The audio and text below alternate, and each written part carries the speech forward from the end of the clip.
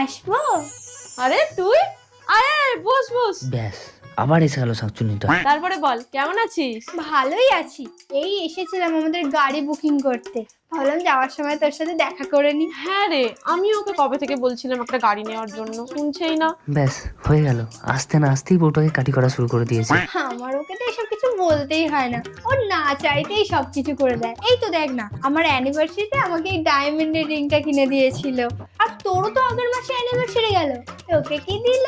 আরে আমাকে তো একটা ডায়মন্ডের নেকলেস দিয়ে, ডায়মন্ডের নেকলেস আবার কবে দিলাম?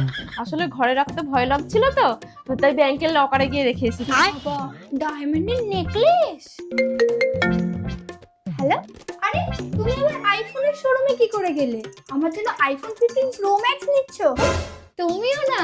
আর শোন না, আমি একটু আসছি। হ্যাঁ হ্যাঁ হ্যাঁ, আমি আসছি। खत्म, बाय बाय, टाटा।